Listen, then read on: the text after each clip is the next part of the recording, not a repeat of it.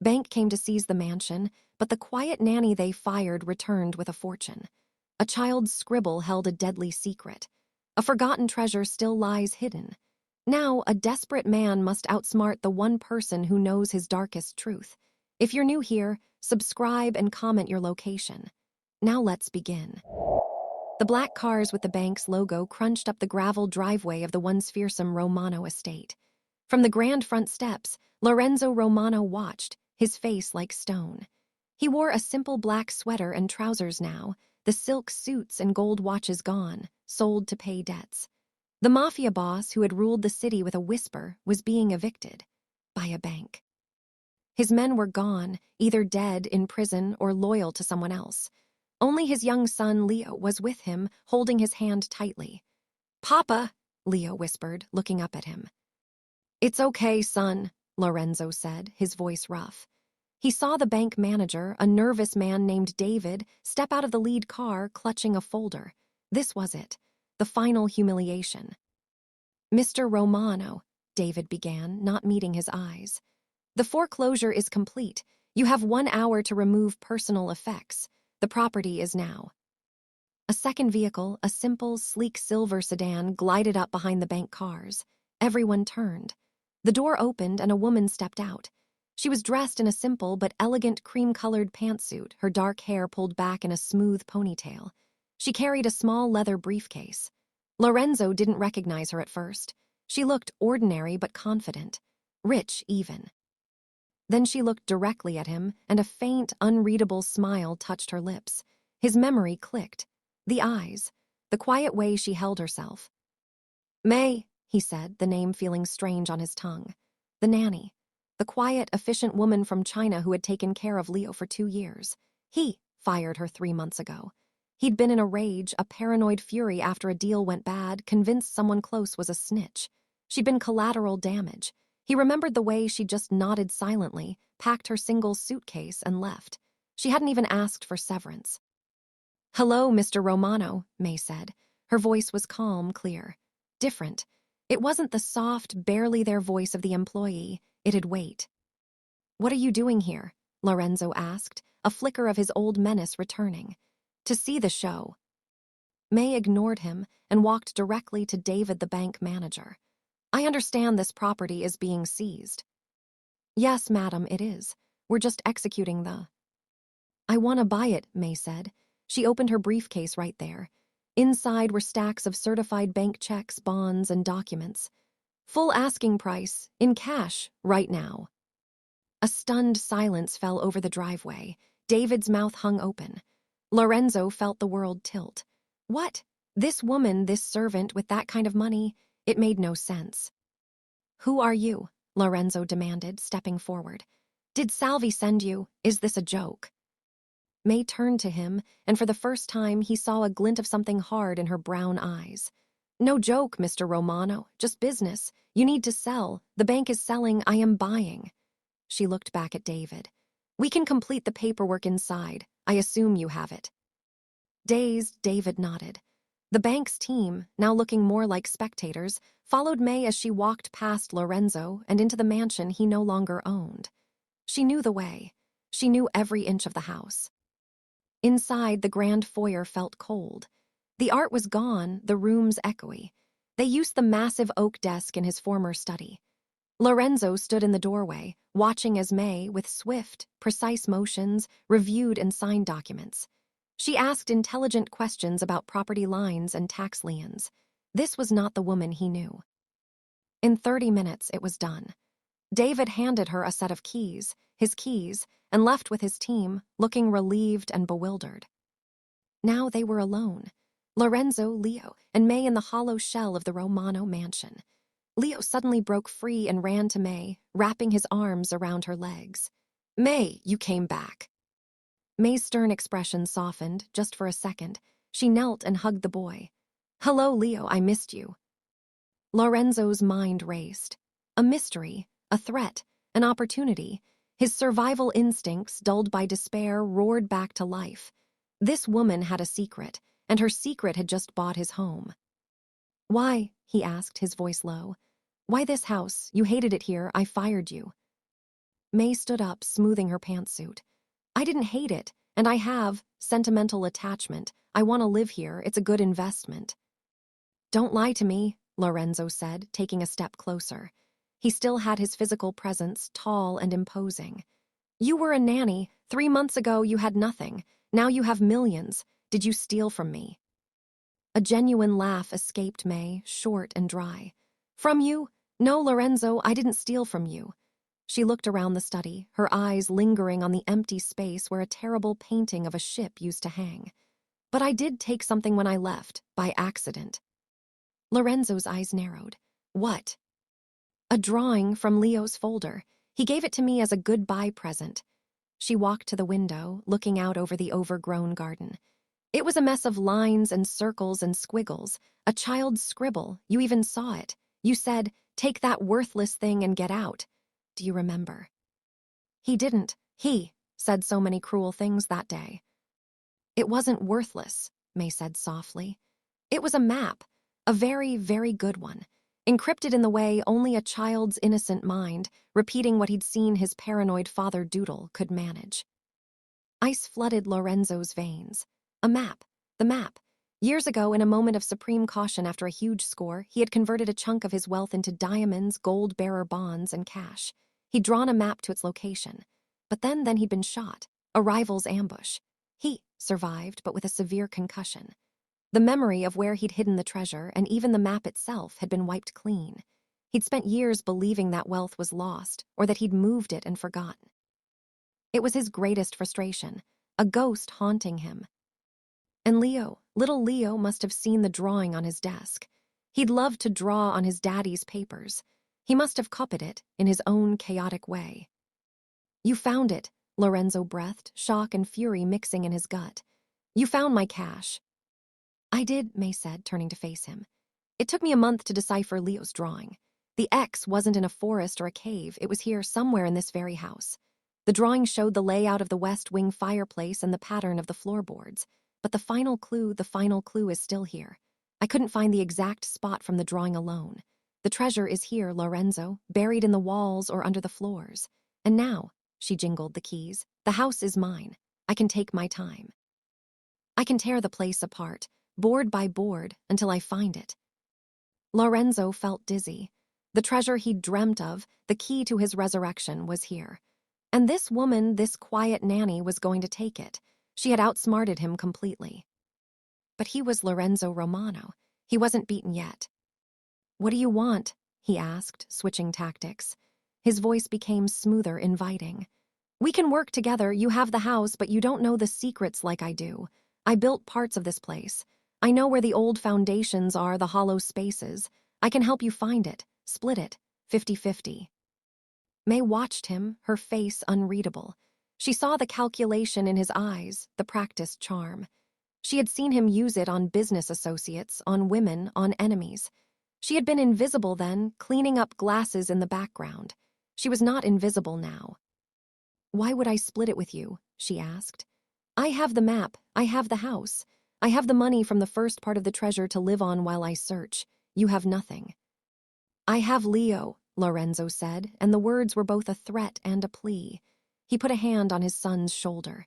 He stays with me, and he is part of this house. He might remember something else, a color, a sound, something that can help. May looked at Leo, who was watching the adults talk with wide, confused eyes. Her resolve wavered. She loved the boy. His father was a monster, but Leo was innocent. You can stay, she said finally. Lorenzo's heart leapt, a foothold. But not as my partner, May continued. As my employee, the groundskeeper, the handyman, you and Leo can live in the old gardener's cottage. You will follow my rules. You will not enter the main house without my permission. And you will help me when I ask for it. It was a brutal demotion. The king of the city reduced to a handyman in his own palace. Humiliation burned in Lorenzo's throat, but he swallowed it. He had to stay close. He had to find the treasure first. Agreed, he said, forcing the word out. Good, May said. Now take Leo and get your personal things from the main house. You have 1 hour. Then the cottage is yours. I'll have supplies sent over. As Lorenzo led Leo upstairs to the boy's old room, his mind was already working. He needed to get into the house. He needed to search. He needed to figure out what May had missed from the drawing. The final clue, she mentioned. Later that night in the small, dusty cottage, Lorenzo tucked Leo into bed. "Papa, is May our boss now?" Leo asked. "For now, son, for now." He kissed Leo's forehead. "Remember the silly drawing you made for May, the one with all the squiggles?" Leo nodded sleepily. "The treasure map, like pirates." Lorenzo's breath caught. "Yes, like pirates. Do you remember seeing the real one? On Daddy's desk, maybe with colors." Leo thought hard, his little face scrunched up. It was red and blue. The lines were red, and there was a funny bird in the corner. A red and blue map. A bird. It wasn't much, but it was more than he had an hour ago. A bird. What bird? The family crest had an eagle. There was a stained glass window in the West Wing library with a phoenix. He waited until Leo was sound asleep. Then, dressed in black, he slipped out of the cottage. The moon was high, casting long shadows from the main house. He saw a light on in the West Wing in the library. She's already searching. He used a key he'd hidden years ago in a fake rock by the kitchen door. The lock clicked open silently. He moved through the dark, familiar halls like a ghost. He could hear soft, scraping sounds from above. The library. He crept up the main staircase, avoiding the third step that creaked. The door to the library was slightly ajar. He peeked inside. May was there. She had moved the large Persian rug and was on her hands and knees, running her fingers over the intricate parquet floor. She had a small notebook and a copy of Leo's drawing. He could see it on a table, next to a powerful flashlight. She was so focused. She looked different again. Not the nanny, not the cool businesswoman. She looked like a hunter. She pressed on a specific oak leaf in the pattern. Something clicked. A small, almost invisible section of the floorboard, about 2 feet long, popped up an inch. Lorenzo's heart hammered against his ribs. He hadn't known about that. The map had shown the location, and she had found the mechanism. May lifted the floorboard. She shone her flashlight into the dark space below. She reached in and pulled out a small, dusty metal box. She opened it. Even from the doorway, Lorenzo saw the glint, not the main treasure. This was something else. May took out a single, old, yellowed piece of paper. She read it, a slow smile spreading across her face. Then she took out a small, shining object, a single, perfect diamond the size of a marble, a test, a promise. The real treasure was close. She placed the diamond in her pocket, reread the note, and then carefully put the box back, sealing the floorboard. She made a mark in her notebook. Lorenzo needed that note. It was the clue. As May gathered her things, about to leave, Lorenzo melted back into the shadows. He heard her lock the library door from the outside. A new lock, he realized. She was being careful. He waited until her footsteps faded down the hall, toward the master bedroom she now occupied. Then he moved. He couldn't get into the library, but he knew the house. The library was on the second floor. Below it was his old office, with a drop ceiling. 20 minutes later, he was in the cramped, dark space above his old office ceiling. He carefully lifted a ceiling tile and shone a penlight. There, between the joists, covered in dust and cobwebs, was the underside of the library floor. He could see the exact spot where May had found the box. And there, wedged right next to the hidden compartment, was a single, rolled-up piece of paper. It must have fallen when she replaced the box. Using a wire hook, he carefully fished it out. His hands trembled as he unrolled it. It was not the map. It was a riddle written in his own old handwriting, a handwriting he barely recognized. Where the phoenix rises from ash, unseen.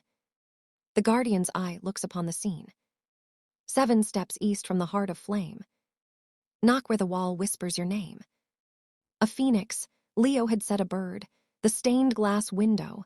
The heart of flame had to be the fireplace in the library, which had a phoenix design in its ironwork. 7 steps east. But the guardian's eye, and whispers your name. He heard a floorboard creak directly above him. In the library, May was back. Lorenzo froze, not daring to breathe. He saw the beam of her flashlight sweep across the gap in the ceiling tile. He heard her mutter to herself, "Where is it? It must have fallen." She was looking for the note he now held. He slowly, silently, rolled the paper and tucked it into his shirt. He heard her sigh in frustration above. After a few more minutes of searching, she left again, this time her footsteps sounding angry. Lorenzo lay in the dust, a slow smile spreading on his face. The game was on. He had the clue. He was back in the game. The next morning, May summoned him to the main house. She stood in the grand living room, now bare of furniture. She looked tired. "The fireplace in the library," she said without preamble. "The Phoenix, it's important, but I need to measure properly. You will help me move the bookcases, all of them." It was brute force work. She was trying to find the 7 steps east by process of elimination, moving everything out of the way. She was hiding the fact that she'd lost the riddle note. Lorenzo played the dutiful handyman. As they strained to move a heavy oak bookcase, Lorenzo spoke. "You know, May, you could have just disappeared with the diamond. You could be anywhere in the world. Why come back here? Why face me?" May stopped, wiping sweat from her brow. She looked at him, and for a fleeting moment he saw not the strategist but the woman he'd fired. Hurt. "You think this is just about money, isn't it?" "No," she said simply. She went back to pushing the bookcase.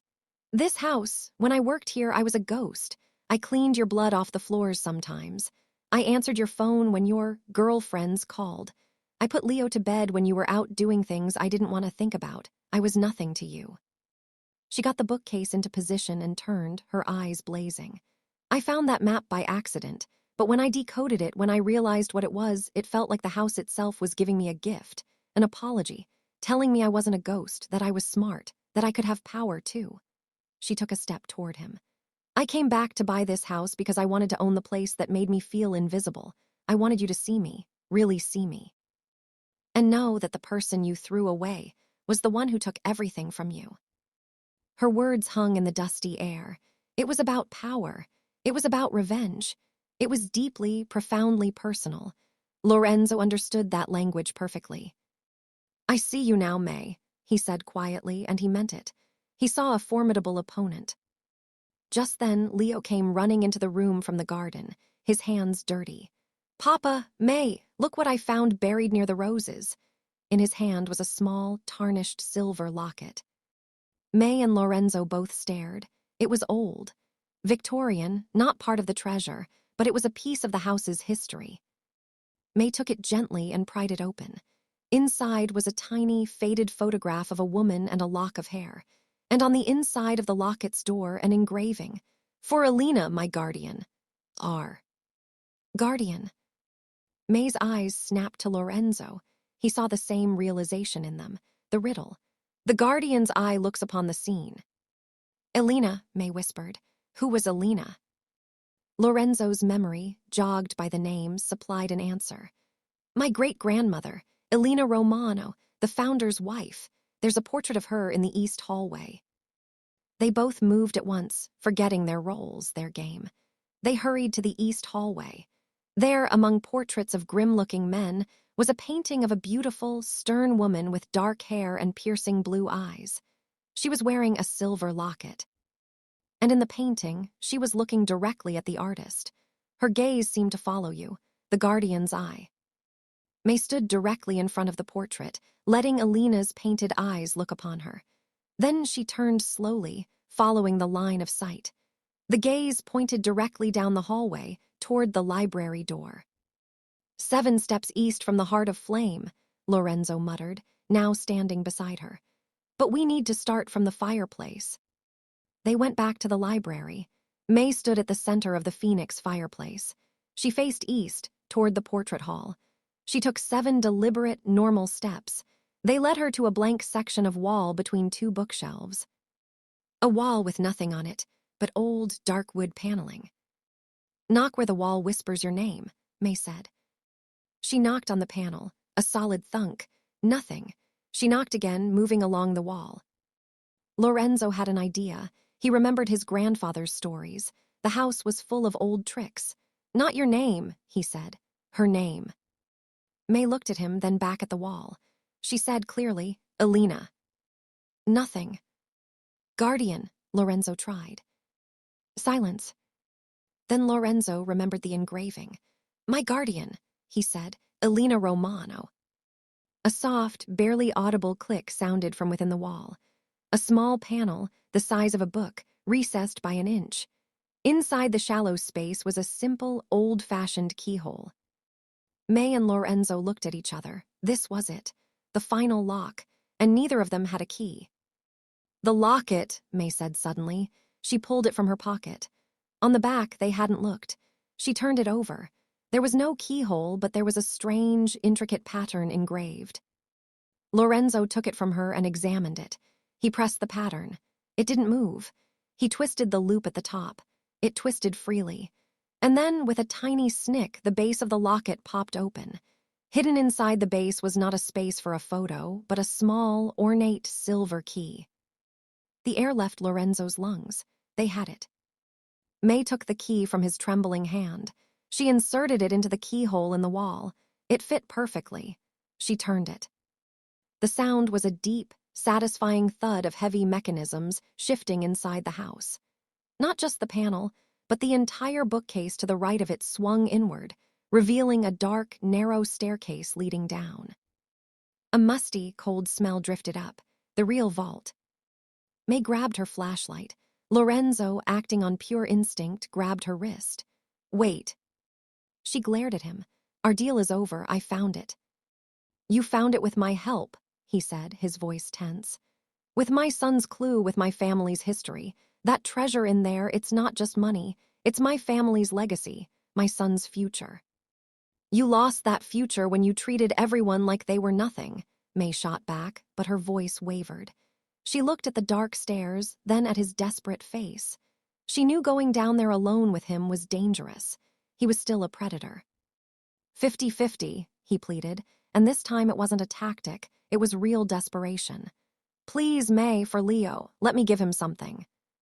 The mention of the boy again, her weakness. You go first, she said finally, handing him the flashlight. And if you try anything, I will scream, and the police I have on speed dial will be here in minutes. I am not the helpless nanny anymore, Lorenzo. He nodded, accepting the terms. He led the way down the steep stone steps. The air grew colder. The stairs ended in a small, brick-walled room. It was not a large vault, but in the center was a single iron-bound chest. It was unlocked. The final key had undone it all. Lorenzo lifted the heavy lid. The light from the flashlight bounced off a breathtaking sight.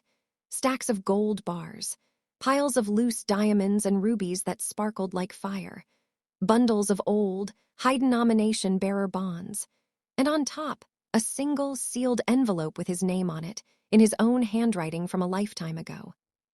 May breathed out, a shaky sound of pure awe. She reached in and picked up a handful of diamonds, letting them cascade through her fingers. Lorenzo opened the envelope. It contained a letter. If you are reading this, you are either me or you have outsmarted me. Either way, the treasure is yours. Use it wisely. Or don't. I'm past caring. He almost laughed. His younger self was such a cynical fool. He looked at May, her face illuminated by the glittering hoard. She looked back at him, her guard down for the first time, showing pure, triumphant wonder. In that moment, something shifted. The cat and mouse game dissolved. They were just two people in a hidden room, surrounded by impossible wealth, bound together by a crazy secret. 50-50, May said softly, confirming it. She meant it. Lorenzo nodded. 50-50, he paused. And the house is still mine, she said, a hint of her old steel returning. But you and Leo can move back into the main house, the east wing. We can share the space, for Leo's sake. It was more than he'd hoped for. It was a truce. A strange, fragile alliance born of mutual need and a shared, dangerous discovery. They spent the next hour cataloging the treasure in stunned silence. It was more than enough for 10 lifetimes. As they worked, their hands brushed over cold gold. Their shoulders bumped in the small space. The thrill of the hunt was fading, replaced by the reality of what they now possessed together. Finally, they carried a single box of gold bars upstairs to the library, sealing the hidden door behind them. They were both exhausted, covered in dust, buzzing with adrenaline. They sat on the floor of the empty library, leaning against the bookcases, the box between them. The morning sun was now streaming through the stained glass phoenix, casting red and blue patterns on the floor, the colors Leo had remembered. "What now?" Lorenzo asked, looking at her. May looked at the sunlight, then at him. "Now, we have to be very, very careful. This kind of money, it attracts attention. Your old friends, the law, we need a story." "We'll think of one," Lorenzo said, and for the first time in years he felt a weight lift. He wasn't alone. He had an ally, a cunning, ruthless, surprising ally. He looked at May, really looked at her, the strength in her profile, the intelligence in her eyes, the determined set of her mouth. He felt something he hadn't felt in a very long time, respect, and something else more dangerous. May felt his gaze and turned. Their eyes locked. The air between them crackled with unspoken words about the past, the present, this insane future they now shared. It was no longer just about treasure or revenge. It was about two lost people who had found something unexpected in the ruins of an old life. Downstairs, they heard Leo calling, "Papa, May, are you here?" The spell broke. They both stood up, brushing off the dust. "We're here, Leo," May called back, her voice warm. As they walked out of the library together to meet the boy, Lorenzo knew the game wasn't really over. It had just changed. The enemy was now a partner. The house was both a prize and a prison, and the future was a wide-open, terrifying, glittering mystery. The Mafia boss and the nanny, bound by gold and secrets, were just beginning their story. The next few days were a strange, tense ballet. Lorenzo and Leo moved their few remaining belongings from the gardener's cottage into the east wing of the main house. The rooms were dusty and bare, but they were grand. Leo was thrilled to be back in his old, larger room, though he kept asking if May was their new mommy, a question that made Lorenzo cough and May turn away to hide her expression. They established rules. The west wing, where the library and the master suite were, was May's domain. The east wing was for Lorenzo and Leo. The kitchen and main living areas were neutral ground. It was a temporary, fragile border in a Cold War that had turned into a wary ceasefire. The first order of business was security. The treasure was still in the hidden vault. They couldn't just walk into a bank with a gold bar.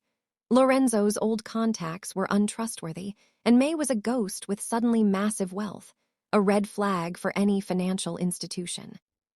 "We need a front," Lorenzo said one evening. They were in the kitchen, eating a simple meal May had cooked. It was surreal. The dismissed boss and the former nanny sharing pasta at a scrubbed wooden table with a chest of gold bars sitting in a secret room upstairs. "A business," May said, nodding. She'd been thinking the same. Something cash-heavy, something that can explain sudden growth. "A restaurant," Lorenzo suggested. I knew a guy who laundered millions through a chain of pizza places. You buy supplies with dirty cash, report inflated sales, and boom, clean money." May shook her head. "Too obvious, and it ties us to your old world. We need something new for both of us." She thought for a moment. "Art." "Art. An art gallery, a high-end one. I can be the reclusive, wealthy collector from abroad who inherited money. You can be the consultant, the man with connections to European dealers. We buy art with cash from the treasure, under the table from desperate sellers. Then we sell it through the gallery with paperwork. It's subjective, values can be inflated. It's perfect." Lorenz looked at her with renewed admiration. "You've really thought about this." "I've had 3 months to plan," she said simply. "While you were losing the house, I was learning about offshore banking, shell companies, and art valuation." A pang of shame hit him, but it was mixed with a thrilling sense of potential. With her brains and his street smarts, they could actually pull this off. They started small. Using a fraction of the diamonds, May made a trip to the city. She returned with new, expensive clothes for herself and for Lorenz, nothing flashy but quality. She also brought back a laptop, secure phones, and a small safe for his room. "For walking around money," she said, handing him a bundle of crisp bills from the bearer bonds she'd cashed carefully in another city. Don't attract attention. Leo was enrolled in a private school under a new, legal last name they created, Rossi. Lorenzo hated it, but he understood. The Romano name was a target. One afternoon, while Leo was at school, Lorenzo found May in the library. She wasn't searching anymore. She was studying blueprints of the house she'd gotten from the city archives. We need to secure the vault better, she said without looking up. The mechanism is old. One good sledgehammer and someone's in. I know a guy, Lorenzo said automatically, then corrected himself. I knew a guy, a safe cracker. He's retired. Clean. He might do a consultation for cash, no questions. Can he be trusted? He values his retirement more than my past, and he never liked the old crew. He thought they were animals. Lorenzo paused. I'll reach out discreetly. May looked at him, assessing. Okay, do it. That was how Polly, the key Ferrero, came to the house. A wiry old man in a flat cap, he examined the hidden door and the vault with a professional's disinterest. Nice old work, he grumbled. Victorian parlor tricks with a mobster upgrade. You want it secure. You need a modern electronic lock on the inside of the vault door, hidden behind this old iron. And a silent alarm tied to your phones. I can do it. Cost you. They paid him in gold coins from the 1920s. Polly bit one, nodded, and got to work. As he installed the new systems, he talked to Lorenzo. Heard you fell on hard times, Lorenzo. Didn't think I'd see you again. Life is full of surprises, Polly. The old man glanced at May, who was watching intently. This your new partner? She's got sharper eyes than any of your old gorillas. Something like that. When Polly left, the vault was secure. Only May and Lorenzo's fingerprints would open the new keypad, and any tampering would send an alert. They were building a fortress, not just for the treasure, but for their new, precarious lives. The peace was shattered a week later. A car, a familiar black sedan with tinted windows, rolled up the drive. Lorenzo saw it from an upstairs window and his blood ran cold. It was Marco Silvio, his former underboss. A snake who had likely been the one to tip off the authorities about Lorenzo's operations, leading to his downfall. Get Leo and go to the West Wing. Now, Lorenzo hissed at May, who was in the hallway. She saw his face and didn't argue. She fetched Leo from his room and disappeared into her part of the house, locking the connecting door. Lorenzo walked slowly downstairs, his mind racing. He had no men, no weapons. He was vulnerable. Marco got out, smiling. He was dressed in a sharp suit, looking prosperous. 2 large bodyguards flanked him. Lorenzo, heard you got your house back. Came to congratulate you. His voice was slick as oil. I didn't get it back, Marco. I work here. The new owner is kind. Lorenzo kept his voice flat. Marco's smile widened. Work here? You, the great Lorenzo Romano, a handyman. Don't make me laugh. He stepped closer, his eyes scanning the empty foyer. I hear a mysterious woman bought it. Asian, very rich. Where is she? I'd like to pay my respects. She's not receiving visitors. See, that's a problem, Marco said, his smile vanishing. Because I have a problem. Some of our old business accounts.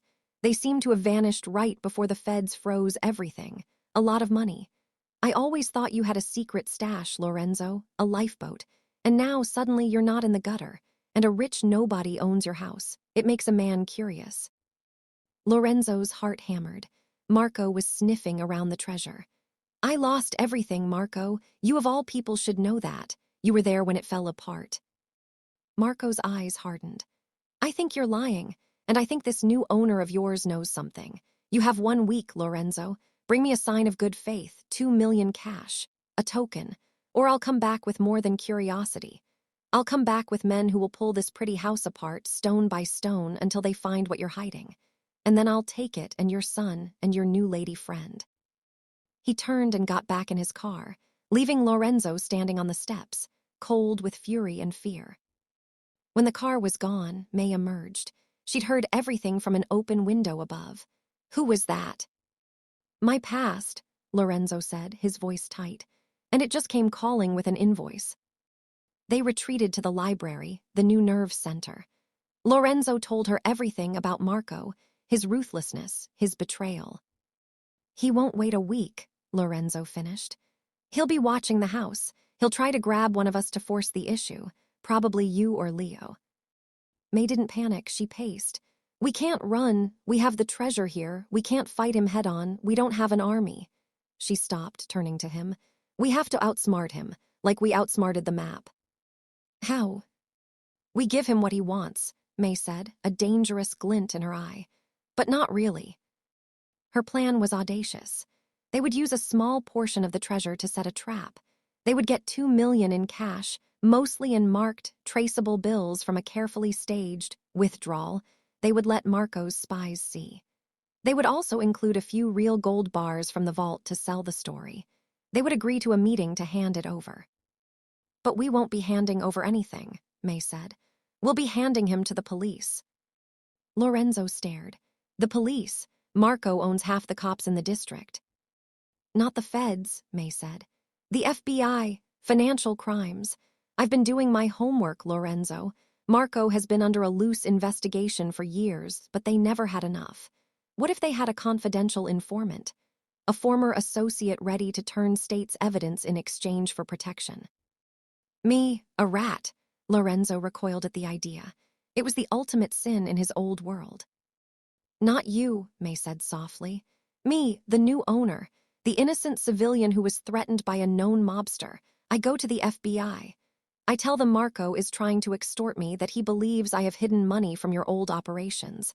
I offer to wear a wire. To set up the meeting, you stay in the background. Your hands are clean." It was a brilliant, terrifying plan. It risked everything. But the alternative was Marco tearing their lives apart. Lorenzo looked at her, this woman who was willing to walk into a lion's den with federal agents.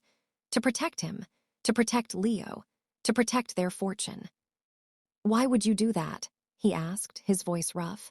"You could take your half and disappear, leave me to deal with Marco." May met his gaze.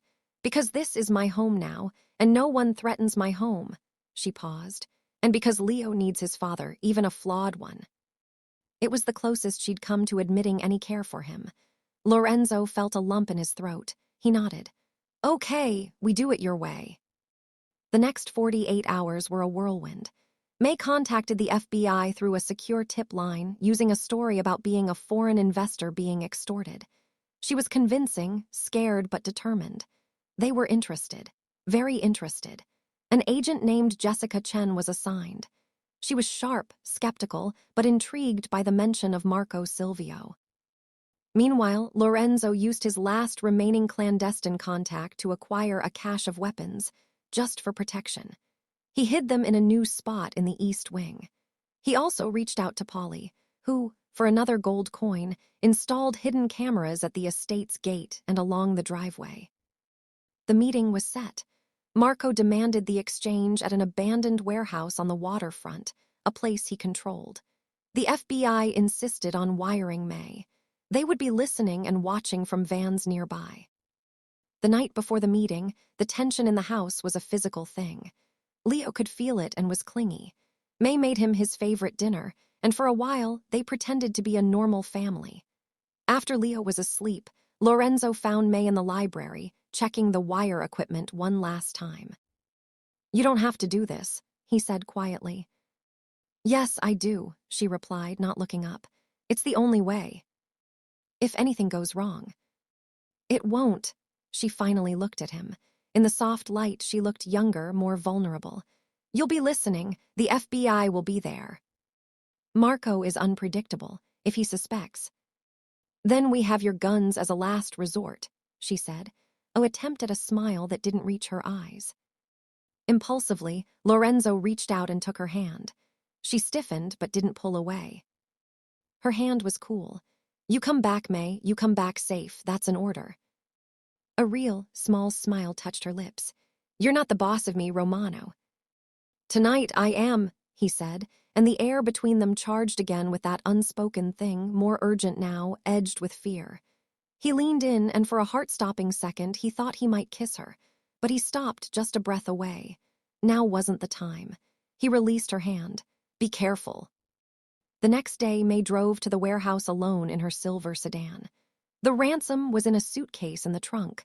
Lorenzo was in the FBI van 2 blocks away, listening on a headset, his stomach in knots.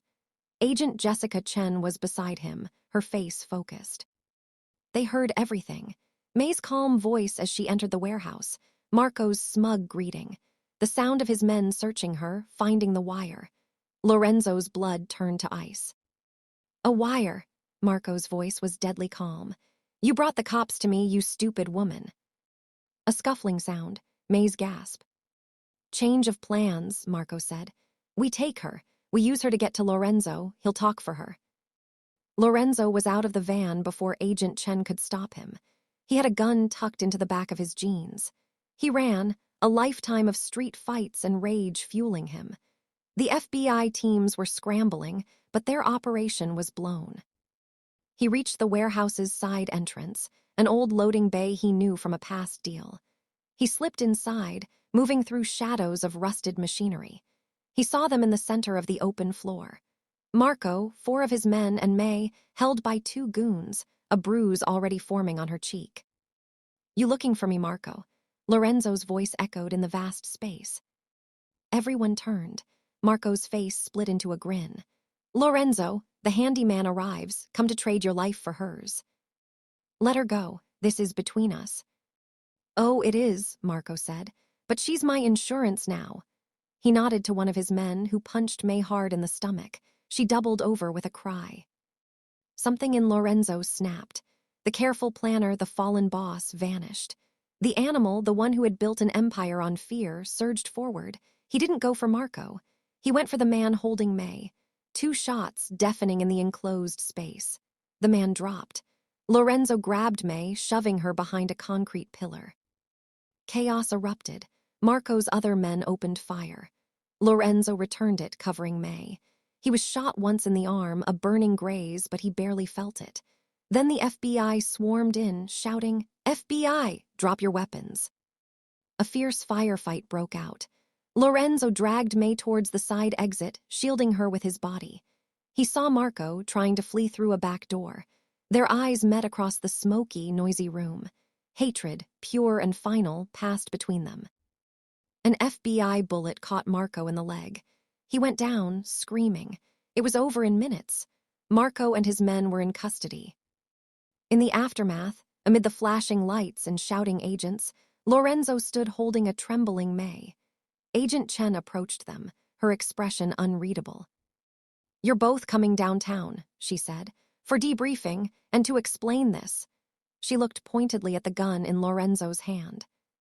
At the FBI office, they were separated. Lorenzo gave a statement, sticking to the story. May was an innocent buyer.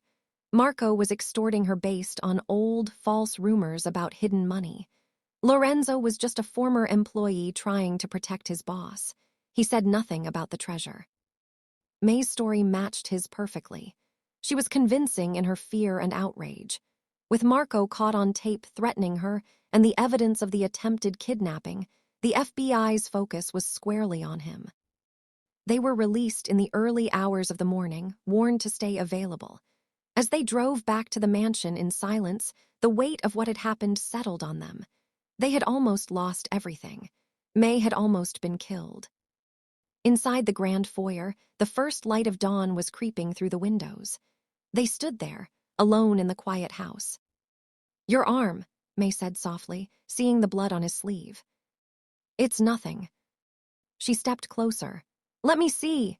Gently, she helped him out of his jacket and rolled up his sleeve. The graze was ugly but shallow.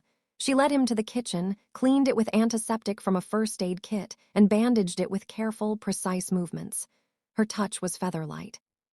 Lorenzo watched her face, the concentration, the worry line between her brows. You were brave, he whispered. Stupid but brave. You came for me, she said, not looking up from her work.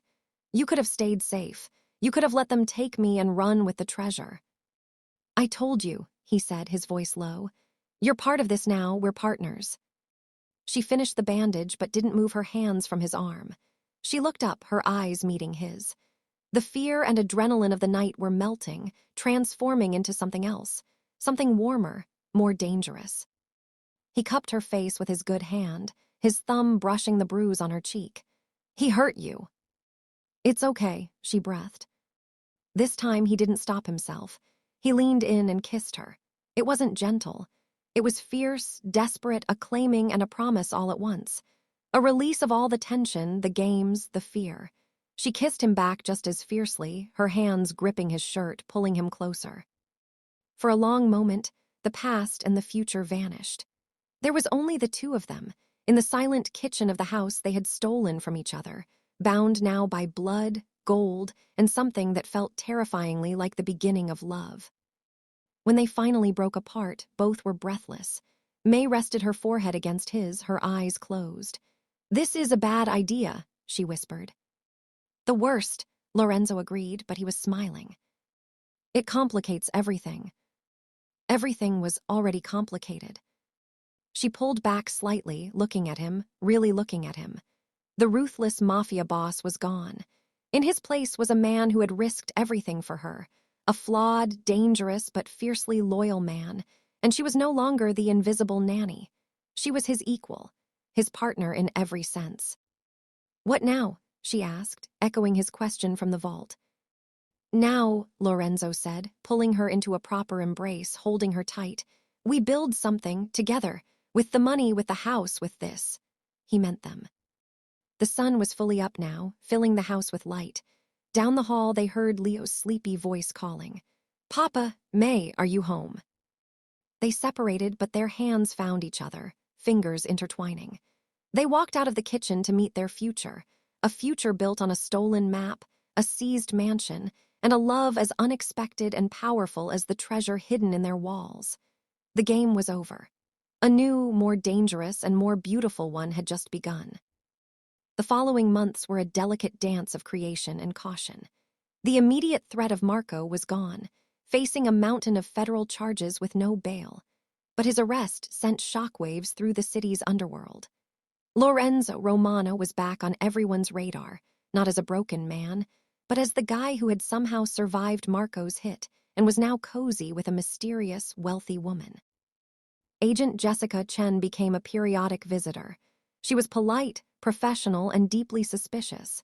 She couldn't prove anything, but she knew their story was too neat. She watched them, asking subtle questions about their sudden wealth, their plans. They had to be flawless. They named the gallery the Phoenix Collection. May's idea, of course. It opened in an upscale downtown neighborhood, a sleek, minimalist space with white walls and discreet lighting. May was the public face, Elena May Rossi, a reclusive heiress with a keen eye. Lorenzo was the behind-the-scenes partner, David Rossi, handling logistics and security. They used a clean, legitimate art dealer from Switzerland as their initial conduit, using gold bars converted through a labyrinth of shell companies to purchase a few stunning but undervalued mid-century modern pieces. The opening night was a test. Lorenzo, in a perfectly tailored dark suit, watched from a shadowed corner as May moved through the crowd. She wore a simple black dress, a single diamond from the vault at her throat. She was radiant, confident, speaking about brushstrokes and composition with collectors and critics. She was born for this. He felt a surge of pride so fierce it startled him. An older man, a known associate of a rival family, approached Lorenzo. "David Rossi, is it?" he said, sipping champagne. "You have a remarkable resemblance to a man I used to know, Lorenzo Romano, a ghost." Lorenzo met the man's gaze evenly. "A lot of people say that, must be a common face, excuse me." He walked away, his heart steady. He was David Rossi now, he had to be. Later that night, after the last guest had left, they stood amid the empty gallery. The silence was sweet. "We did it," May said, a tired smile on her face. "You did it," Lorenzo corrected, coming to stand behind her, his hands resting lightly on her shoulders. He felt her lean back into him. This new intimacy was still a wonder to him. It was quiet. It was real. It had nothing to do with power or fear. "Agent Chen was here," May murmured. "She bought a small sketch, said she liked the lines." "She's watching." "Let her watch. We're legitimate now, or we're building something that looks legitimate enough." They locked up and drove home, to their home. Leo was asleep, a babysitter paid handsomely from the gallery payroll, having put him to bed. In the grand living room, now furnished with a few beautiful, severe pieces of art and comfortable modern sofas, Lorenzo poured 2 glasses of wine. "We need to think about the long game," May said, curling up on the sofa. "The treasure, we can't leave it all in the vault forever. We need to move it piece by piece into the legitimate world. The gallery is the start. Investments next. Real estate. Boring, clean things." Lorenzo sat beside her, handing her a glass. "I never thought I'd want boring." "Do you want it?" she asked, searching his face. He thought about it. The thrill of the old life was a drug, the danger the power, but it ended in foreclosure and a bullet. This was different. The thrill was in building something with her, in seeing Leo grow up safe, in waking up without looking over his shoulder every second. "I want this," he said firmly and took her hand. "I want you, I want our life." The peace was hard-won and constantly guarded. One afternoon, a van from a security company they hadn't hired pulled up to the gate. Polly's cameras caught it. Lorenzo, watching from his phone, saw 2 men get out, tools in hand, eyeing the gate lock. They weren't cops. They were burglars, or worse, scouts for someone new. He didn't call the police. He walked out the front door alone and stood just inside the gate.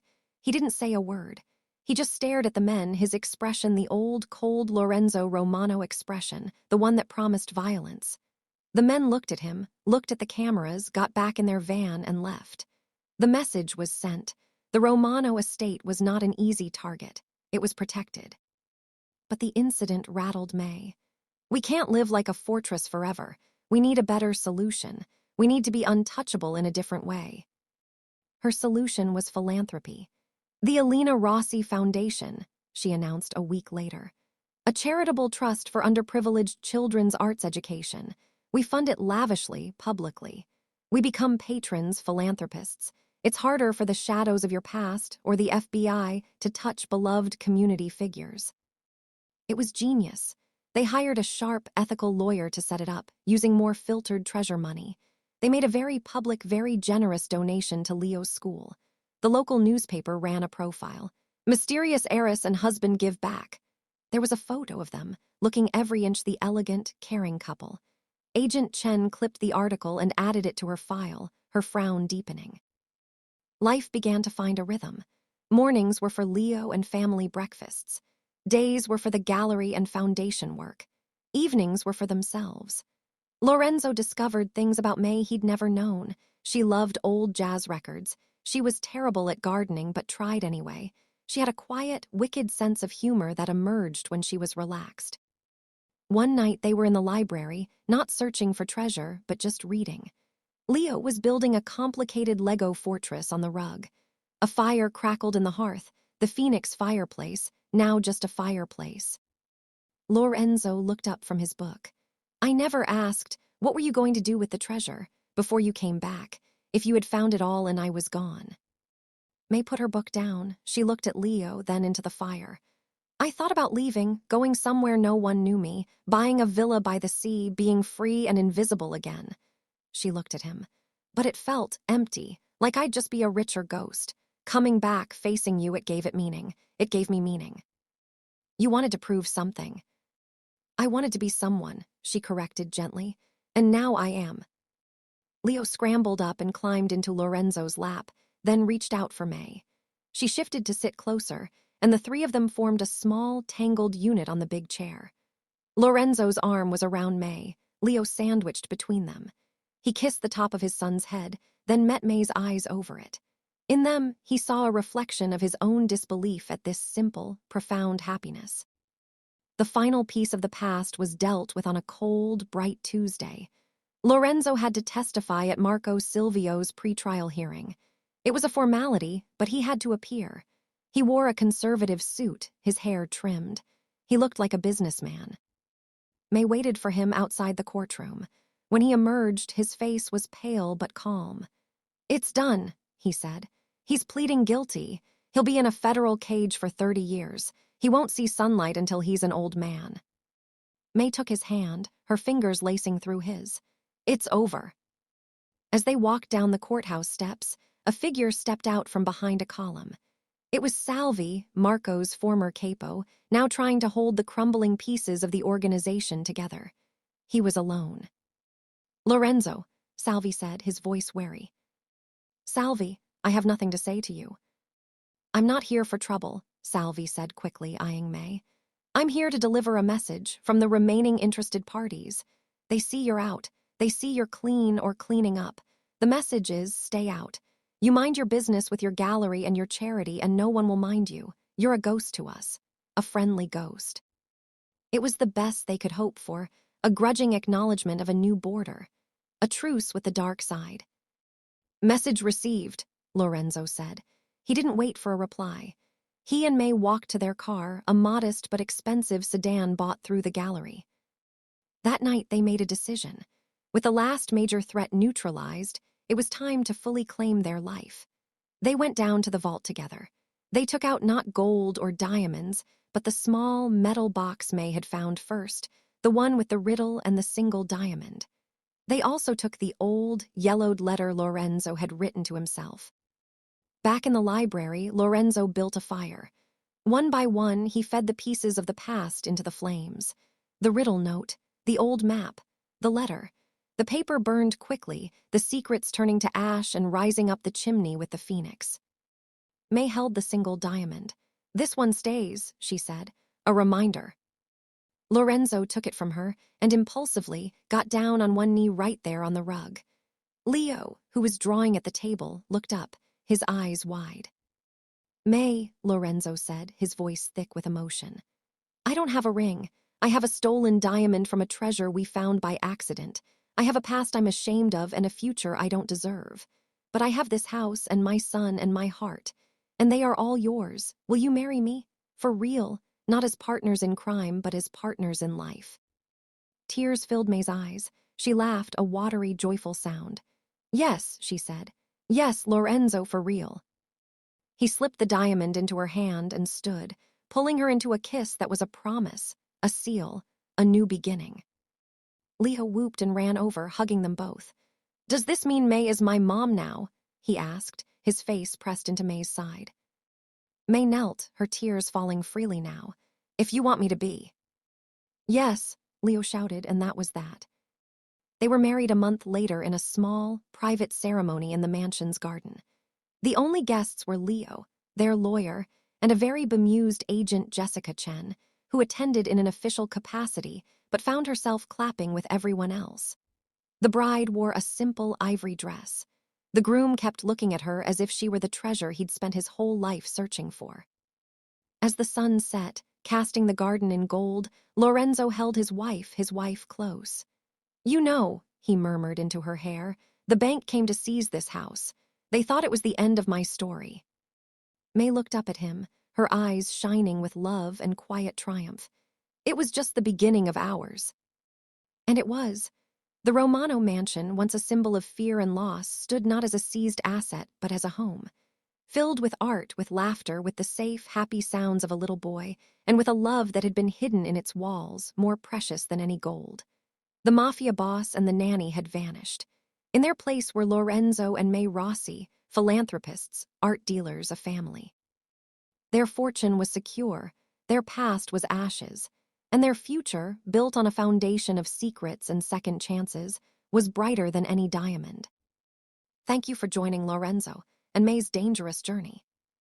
Did you guess the treasure's hiding place?